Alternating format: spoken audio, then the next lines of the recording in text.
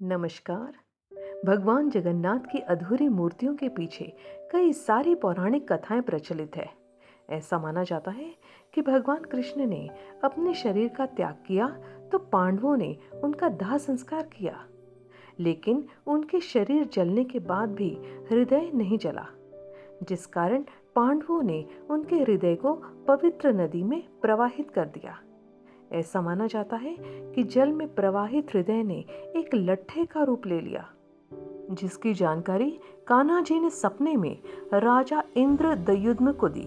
इसके बाद राजा ने उस लट्ठे से भगवान जगन्नाथ, बलभद्र और सुभद्रा जी की मूर्ति को बनाने का संकल्प लिया। तब विश्वकर्मा जी वहां एक वृद्ध बढ़ई का वेश धारण कर राजा के पास आए और उनके सामने प्रतिमाओं को बनाने का प्रस्ताव रखा। लेकिन उनकी शर्त यह थी कि वे 21 दिन में मूर्तियां बनाएंगे। इस दौरान उन्हें किसी भी कमरे में अकेले काम करने दिया जाए और कोई भी वहां आए जाए ना। इसके साथ ही उन्होंने ये भी कहा कि अगर शर्त तोड़ी गई तो वे उसी दिन काम छोड़ देंगे। राजा ने उनकी शर्त मान ली और विश्वकर्मा ने एक बंद कमरे में मूर्तियों को बनाना शुरू किया। कमरे से लगातार औजारों के चलने की आवाजें आती रही। 14 दिन बीतने के बाद रानी गुंडीचा के मन में विचार आया कि कहीं बूढ़े बढ़ई को कुछ हो तो नहीं गया। उन्होंने राजा से दरवाजा खोलने का आग्रह किया।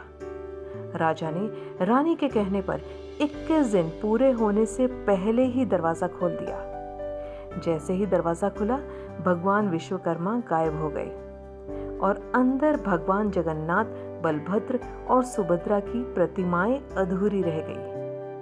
भगवान जगन्नाथ और बलभद्र के छोटे छोटे हाथ थे, लेकिन पैर नहीं थे, जबकि सुभद्रा की प्रतिमा में हाथ पैर बने ही नहीं थे।